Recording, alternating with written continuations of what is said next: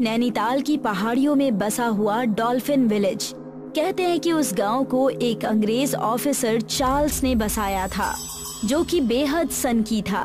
उसने एक आलीशान हवेली उस गांव में बनवाई थी। उस हवेली में से वो कभी कभी महीनों बाहर नहीं निकलता था और एक दिन वो खून से लथपथ बाहर निकला और मर गया। अंग्रेजी सरकार ने उस हवेली को सरकारी ताला लगाकर उसे हमेशा के लिए बंद कर दिया।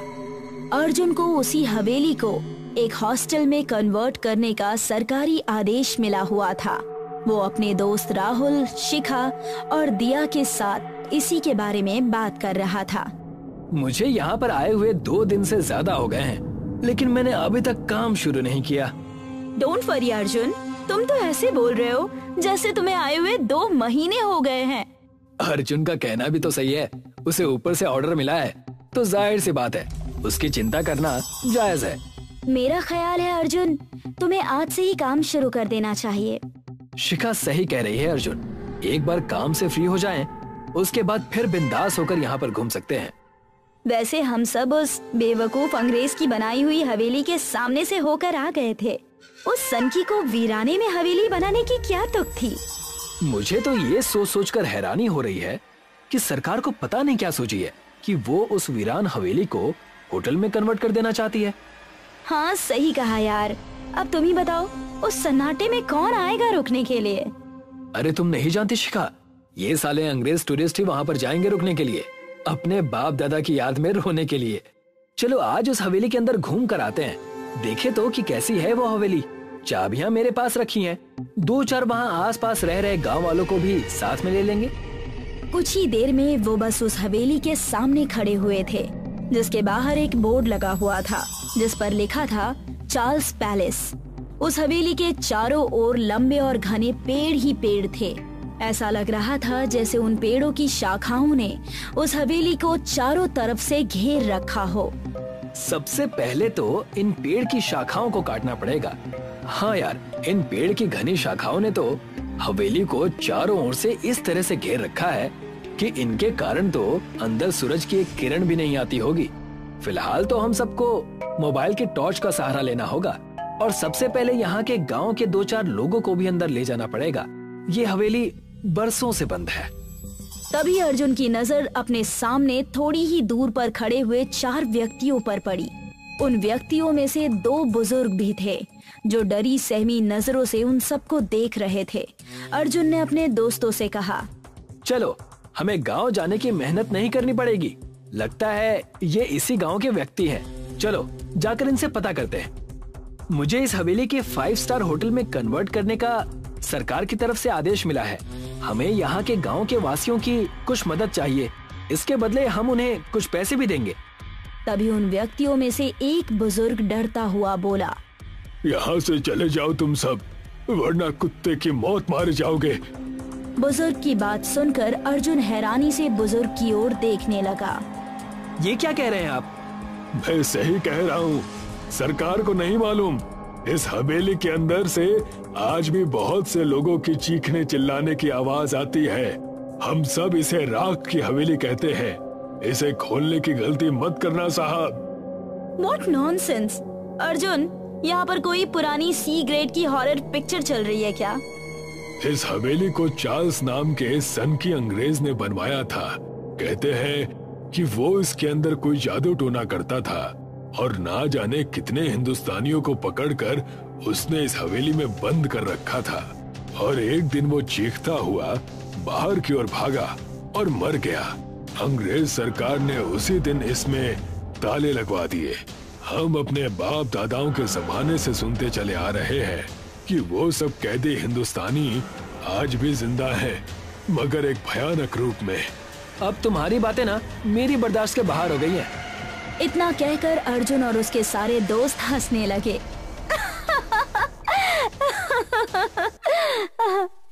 और हंसते हुए वो सारे दोस्त हवेली का गेट खोलकर अंदर चले गए। अंदर जाकर उन सब ने देखा कि घना अंधेरा फैला हुआ था। उन सब ने मोबाइल ऑन की और मोबाइल की टॉर्च ऑन करने से अब उन्हें सब कुछ साफ साफ दिखाई देने लगा था। हवेली अंदर से तो वाकई बहुत ही शानदार बनी है। अगर यहाँ पर लाइट होती ना तो मजा आ जाता। तभी अचानक राहुल के मोबाइल की फ्लैशलाइट हवेली में रखी हुई एक लकड़ी की अलमारी के बगल में पड़ी। राहुल की एक जोरदार चीख निकल गई। क्या हुआ? तू चीखा क्यों राहुल? अर्जुन ने ये बोला ही था कि शिखा और दिया भी बुरी तरह से चीखने लगी। क्या हुआ? तुम लोग चीख क्यों रहे हो? मोबाइल की फ्लैश अलमारी की तरफ कर अर्जुन। अंदर कितने भयानक ज़ॉम्बी जैसे दिखने वाले लोग हैं तुझे पता लग जाएगा। अर्जुन ने जैसे ही मोबाइल की फ्लैशलाइट से लकड़ी की अलमारी की ओर देखा, उसके डर के मारे होश उड़ गए। कुछ बड़े भयानक चेहरे वाले लोग जिनके सिर से दिमाग बाहर निकला हुआ था, उनके चेहरे का मांस फटा हुआ था और उनकी जीभ भी लटक रही थी। सबकी आंखें चमक रही थी। वो सब उन चारों को खा जाने वाली नजरों से घूर रहे थे। तभी उनमें से एक ज़ॉम्बी ने दिया को पकड़ लिया और अपने दांत उसकी गर्दन में गड़ा दिए। दिया की एक दिल दहला देने वाली चीख चार्ल्स पैलेस में गूंज गई। कुछ ही पलों में उसने दम तोड़ दिया। इसने दिया को मार डाला अर्जुन। इसका मतलब वो गांव वाले सही कह रहे थे।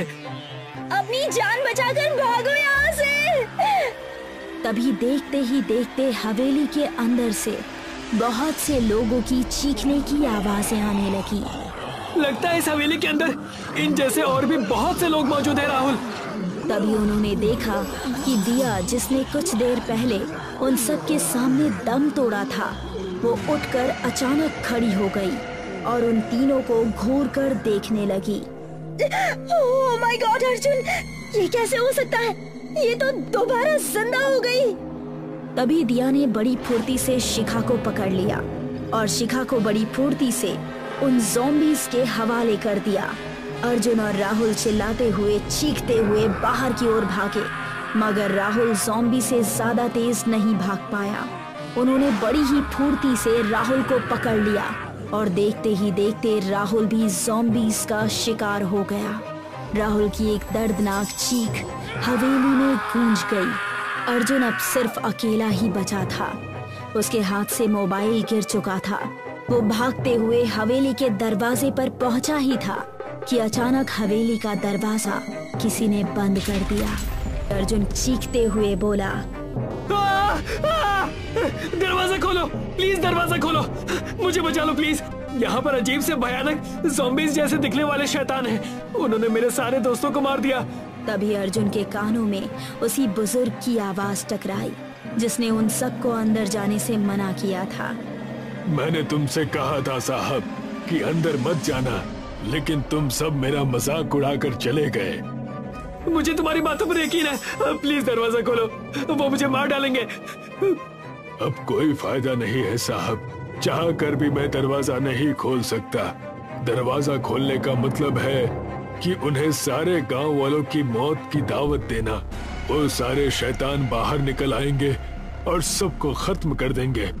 अर्जुन चीखता चिल्लाता रहा, मगर उस बुजुर्ग व्यक्ति ने बाहर से ताला लगा दिया। कुछ ही देर के बाद अर्जुन की भी एक दिल दहला देने वाली चीख हवेली के अंदर गूंज गई। अमावस्या की रात का समय है।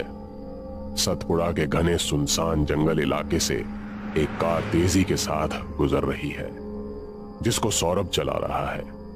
वो बहुत ही खुश है। तभी सीट पर रखा उसका मोबाइल बजने लगा। क्या हुआ राहुल? अरे क्या तुम्हें थोड़ा सा भी सब्र नहीं रहता? अरे मैंने कहा था ना कि हवेली मेरे नाम होते ही मैं तुझे तेरे हिस्से के पैसे दे दूंगा। अरे यार 15 दिन निकल चुके हैं दोस्त। आखिर कब हवेली तेरे नाम होगी और कब तू मेरे पैसे देगा? देरी क्यों हो रही है? अरे भाई तू थोड़ा सब्र रख। देरी कोर्ट की तरफ से हो रही है। अब मेरी इसमें क्या गलती है? जैसे ही काम होता है मैं तुझसे खुद बात करूंगा। अब फोन रख रहा हूँ, बार बार कॉल मत करना यार। सौरभ ने जैसे ही कॉल काटी, अचानक उसकी कार बंद हो गई। अरे यार अब इस कार को क्या हुआ? अचानक से बंद क्यों हो गई? पेट्रोल तो इसमें फुल है। उसने फिर से स्टार्ट करने की कोशिश की, लेकिन कार स्टार्ट नहीं हुई। सामने देखने के बाद वो चौंक गया। उसके होश उड़ गए। कार गांव के पुराने खंडहर के सामने खड़ी है। अरे मैं इस जगह कैसे आ गया? लगता है मैं बात करते करते रास्ता भटक गया हूं। सौरभ ने कार फिर से स्टार्ट करने की कोशिश की, लेकिन कार स्टार्ट ही नहीं हुई। वो झुंझलाता हुआ कार से बाहर निकला। अरे यार, मैं तो अपनी हवेली जा रहा था, फिर इस खंडहर के सामने कैसे पहुंच गया? मैंने आज दारू भी नहीं पी है। समझ नहीं आ रहा है कि क्या माजरा है। तभी सौरभ के पीछे से एक भयानक आवाज सुनाई दी। उसने पलट कर देखा तो उसके सामने लाल साड़ी में एक चुड़ैल खड़ी है। चुड़ैल की आंखें तेज लाल अंगारों के जैसे चमक रही हैं। उसके हाथों के नाखून खूनी खंजर जैसे लंबे हैं, जिनसे खून टप टप कर जमीन पर गिर रहा है। नहीं, ये संभव नहीं है। ये नहीं हो सकता। तुम वापस कैसे आ सकती हो? मैं वापस आ चुकी हूँ और तुझसे अपना बदला जरूर लूंगी। नहीं नहीं नहीं। सौरभ जोर जोर से चिल्लाया और वहां से भागने लगा। चुड़ैल ने उसे अपनी शक्ति से हवा में उठा लिया और फिर खंडहर के अंदर फेंक दिया। सौरभ जोर से चिल्लाया और जैसे ही जमीन पर गिरा, चुड़ैल उसके सामने आ गई। उसने उसकी गर्दन पकड़कर दूसरे हाथ से उसकी आंखों में अपने पैरे नाखून मारकर अंधा कर दिया। मुझे छोड़ दो प्लीज, प्लीज मुझे माफ कर दो प्लीज। सौरभ, ये तेरे किए की सजा है, धोखेबाज कहीं के। चुड़ैल ने सौरभ की गर्दन पकड़कर मरोड़कर तोड़ दी। एक ही झटके में सौरभ को खत्म कर दिया। अब मैं अपनी मौत का बदला लिए बिना नहीं जाऊंगी। उसको भी इसी खंडहर में लाकर मारूंगी। चुड़ैल वापस आ चुकी है। इस घटना को 5 दिन हो गए। राहुल और रोशनी एक बेड पर सोए हैं। अचानक राहुल को महसूस हुआ कि चुड़ैल उसका गला पकड़कर दबा रही है। चुड़ैल हंस रही है। आज मैं तुझे मार कर रहूंगी।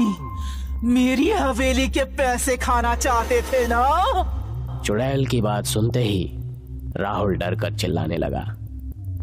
पास में सो रही उसकी पत्नी जग गई और बोली, राहुल क्या हुआ? आप इतना डरे हुए क्यों लग रहे हो? राहुल ने उससे कुछ नहीं कहा और अपना डर छिपाते हुए बोला, कुछ नहीं, मैंने बुरा सपना देखा। तुम सो जाओ। इतना कहकर राहुल चादर ढककर जल्दी से आंखें बंद करके सो गया। कुछ दिन बाद रोशनी इस बात से हैरान है कि उस रात के बाद से हर रात वो डर कर बैठ जाता है। एक रात राहुल चादर से खुद को पूरी तरह ढककर कांप रहा है और सोने की कोशिश कर रहा है। रोशनी पति की हालत देखकर परेशान हो गई। मैंने अपने पति का ऐसा बर्ताव पहले कभी नहीं देखा। राहुल मुझसे जरूर कुछ छुपा रहा है। मुझे इसका पता लगाना ही होगा। राहुल के सपने में फिर चुड़ैल आई और बोली, राहुल, उस खंडहर में मेरी लाश है। अगर तुम जीना चाहते हो तो वहां जाकर उसका अंतिम संस्कार कर दो, वरना मैं तुम्हें भी मार डालूंगी, जैसे सौरभ को मार दिया। राहुल उठा और अपने कमरे से निकलकर बाहर जाने लगा। रोशनी सोने का सिर्फ नाटक कर रही थी। वो भी जल्दी से खड़ी हुई और फिर चुपके से राहुल के पीछे पीछे जाने लगी। राहुल घर से बाहर निकलकर जंगल की तरफ जाने लगा। रोशनी भी दबे पांव उसका पीछा कर रही है। राहुल उसी पुराने खंडहर के सामने आकर रुक गया। ममता कहाँ हो तुम? मैं तुम्हारा अंतिम संस्कार करके तुम्हें मुक्ति दिलाऊंगा। राहुल के इतना कहते ही हवेली में तेज तेज हवाएं चलने लगी। एक झोंके ने राहुल को हवा में उठाया और उसको खंडहर में लाकर पटक दिया। रोशनी भी खंडहर के अंदर तक पहुंची। उसको देखकर राहुल चौंक गया और बोला, अरे तुम यहाँ कैसे पहुंची? यहाँ खतरा है। तुम यहाँ क्यों आए हो? मुझे बताओगे ये सब क्या हो रहा है? मैं बताता हूँ रोशनी, सब बताता हूँ। सौरभ और मैं बचपन से बहुत अच्छे दोस्त थे। गांव के सबसे अमीर ठाकुर की एक लड़की थी ममता, जो अब चुड़ैल बन गई है, जिसके नाम गांव की सबसे बड़ी हवेली थी। मैं और सौरभ ममता को अपने प्यार में फंसाकर हवेली अपने नाम करना चाहते थे। सौरभ ने ममता से शादी कर ली। जैसे ही ममता सौरभ के नाम पर हवेली करेगी तो हम दोनों आधा आधा कर लेंगे। लेकिन ममता शादी के बाद हवेली को सौरभ के नाम करने को तैयार नहीं हुई। अगर वो उससे जबरदस्ती करता तो वो समझ जाती कि उससे प्यार का सिर्फ नाटक करता है। इसलिए मैंने और सौरभ ने प्लान बनाया कि ममता को रास्ते से ही हटा देते हैं। एक रात सौरभ ने ममता को क्लोरोफॉर्म सुंघाकर बेहोश कर दिया और फिर उसको लेकर खंडहर में आए। ममता को मारकर खंडहर में ही दफना दिया। लेकिन पता नहीं मरने के बाद भी ममता वापस कैसे आ गई। उसने सौरभ को मार दिया और अब मुझे भी नहीं छोड़ेगी। तभी दोनों के सामने ममता चुड़ैल नजर आई, जिसको देखकर दोनों बेहद डर गए। मैं तुम्हारा अंतिम संस्कार कर दूंगा। मुझे माफ कर दो प्लीज। मैंने तुझे यहाँ लाने के लिए झूठ कहा था। इसका मरना अब तय है। ममता ने राहुल को पकड़ा और दीवार पर फेंक दिया। घर की दीवार पर लगा पुराना खूंटा राहुल के सीने के आर पार हो गया और वो उसी पर टंग कर रह गया। मेरा बदला पूरा हुआ। चंद्रपुर से कुछ ही दूरी पर एक पुरानी हवेली थी जो सदियों से सुनसान और खाली रहती थी।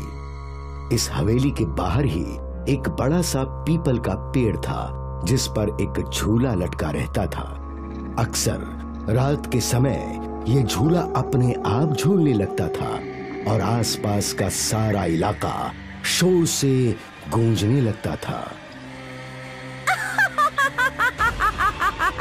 कभी हंसी का शोर तो कभी रोने का शोर।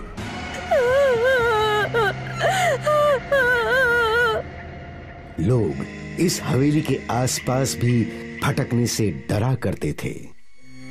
एक रात की बात है, रणबीर अपनी पत्नी शिखा और बेटी प्रीति के साथ कहीं जा रहा था। काफी देर हो गई ना, अब तक हमें पहुंच जाना चाहिए था। हाँ, शायद हम रास्ता भटक गए हैं। पापा, मुझे डर लग रहा है। ये जंगल है, यहाँ जंगली जानवर भी होंगे ही। कहीं किसी जंगली जानवर ने हम पर हमला किया तो? अरे बेटा, ऐसा थोड़ी ना होगा। ये जंगल नहीं है, गांव है। आसपास कोई ना कोई जरूर रहता होगा। उन लोगों की कार कुछ ही दूर चली और अचानक रुक गई। क्या हुआ? पता नहीं, गाड़ी अचानक रुक गई।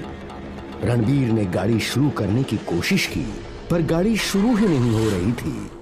तभी शिखा का ध्यान हवेली पर गया। देखो, यहाँ कोई पुरानी हवेली है। हाँ, हो सकता है वहाँ कोई हो सकता है। चलो देखते हैं। तीनों गाड़ी से उतरकर हवेली की ओर चलने लगे। इस हवेली को देखकर लगता है कि सदियों से कोई यहाँ आया तक नहीं होगा। ऐसा नहीं होगा, हवेली बहुत बड़ी है, कोई ना कोई जरूर होगा। रणबीर ने हवेली का दरवाजा खटखटाया। कोई है? कोई है? और तभी एक बूढ़ी औरत एक हाथ में लाठी और एक हाथ में लालटेन लेकर उनके सामने आई। कौन हो तुम? माँ जी, मैं रणबीर हूँ। ये मेरी पत्नी शिखा और ये मेरी बेटी प्रीति है। हमारी कार यहीं सामने बंद पड़ गई। रात भी काफी हो गई है। क्या हम यहाँ सुबह तक रह सकते हैं क्या? रह तो सकते हो, पर ये हवेली सदियों से बंद है। अंदर सब कुछ टूटा फूटा है। कोई बात नहीं, हमें सिर्फ सर पे छत मिल जाए, यही काफी है। ठीक है। उस बूढ़ी औरत ने हवेली का दरवाजा खोला और फिर सभी लोग अंदर गए। आज रात तुम लोग यही हॉल में सो जाना। जी। बूढ़ी औरत वो लालटेन वहीं रखकर चली गई। उसके जाने के बाद शिखा और रणवीर बातें करने लगे। कितनी अजीब औरत थी।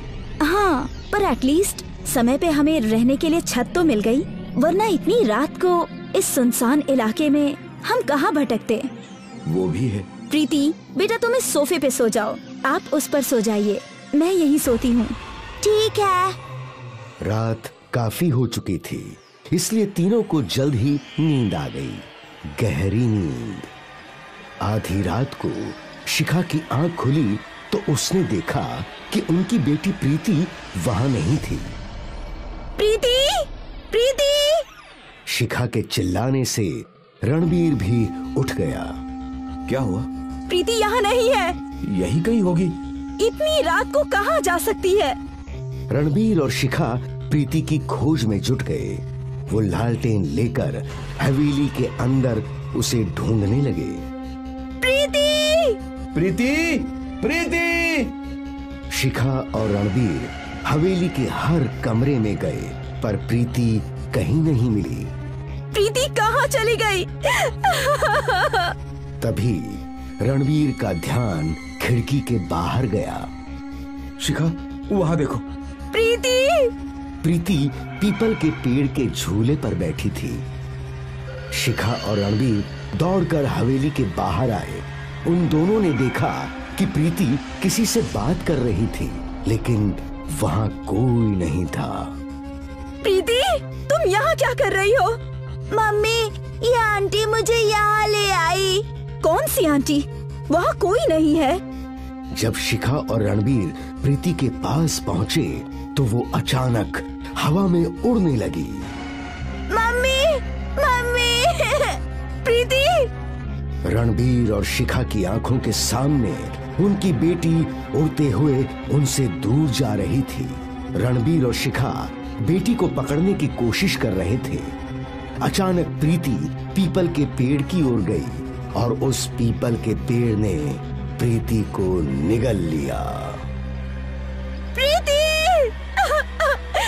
रणवीर! मेरी प्रीति कहाँ गई?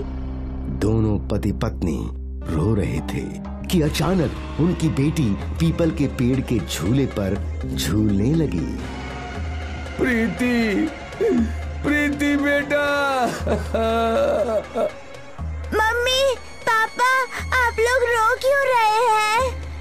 रणवीर और शिखा प्रीति के पास गए, लेकिन जैसे ही उन्होंने प्रीति को छुआ तो प्रीति एक डायन में बदल गई। डायन को देखकर शिखा और रणवीर डर गए और उस पेड़ से दूर भागने लगे। वो दोनों भागते भागते हवेली के अंदर चले गए। वो डायन भी उनके पीछे पीछे हवेली के अंदर आ गई और डायन के हवेली में अंदर कदम रखते ही खंडहर सी हवेली नई नवेली हवेली में बदल गई। तुम लोग तो खुद मेरी हवेली में आ गए। अब तुम्हें कौन बचाएगा?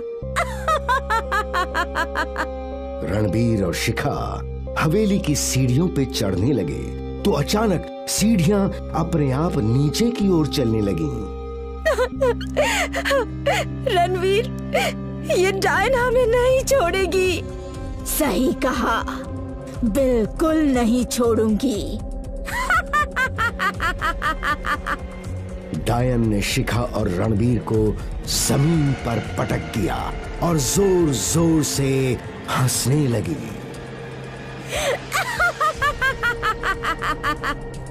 डायन 1 से 2, 2 से 4, 4 से ढेर सारी हो गईं। सारी डायने एक साथ जोर जोर से हंस रही थी।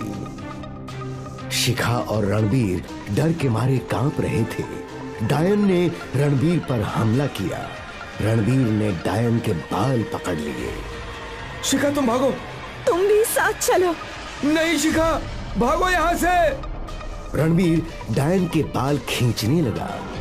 छोड़ दे मेरे बाल, मैं तुझे मार डालूंगी। भले ही तू मुझे मार दे, पर मैं भी तेरा अंत कर दूंगा। डायन गुस्से में रणवीर को दीवारों पर पटकने लगी। रणवीर ने डायन के बालों को पूरी ताकत से पकड़ रखा था। छोड़ मुझे। नहीं छोड़ूंगा। डायन रणवीर को यहाँ वहाँ पटक रही थी और फिर जब रणवीर जमीन पर गिरा तो उसके हाथ लालटेन लग गई। उसने तुरंत लालटेन का कांच तोड़कर आग डायन के बालों में लगा दी। डायन जलने लगी और साथ ही पूरी हवेली भी जलने लगी। रणवीर जैसे तैसे हवेली से बाहर निकला। शिखा रो रही थी। रणवीर को जिंदा देख उसके चेहरे पर मुस्कान आ गई। रणवीर! दोनों जिंदा तो थे, पर अब भी उनकी आंखों में आंसू थे। मेरी प्रीति! शिखा रणवीर के गले लगकर रो रही थी कि प्रीति पीपल के पेड़ की ओर से दौड़ती हुई उनके पास आई। मम्मी! मम्मी! प्रीति तू ठीक है? प्रीति जिंदा है। शिखा ने दौड़कर अपनी बेटी को गले लगाया, उसका माथा चूमा। भगवान का लाख लाख शुक्र है कि तुम बच गई। पर कैसे? माँ, वो पेड़ मुझे दबा रहा था, मेरी सांस फूलने लगी थी, लेकिन फिर अचानक वो पेड़ जलने लगा और मैं छूट गई। रणवीर, शिखा और प्रीति तीनों बच गए। रणवीर ने बड़ी बहादुरी से डायन का सामना किया। डायन की जान उसके बालों में होती है और इसीलिए उसके बाल जलते ही उसकी सारी शक्तियां खत्म हो गईं और वो भस्म हो गई।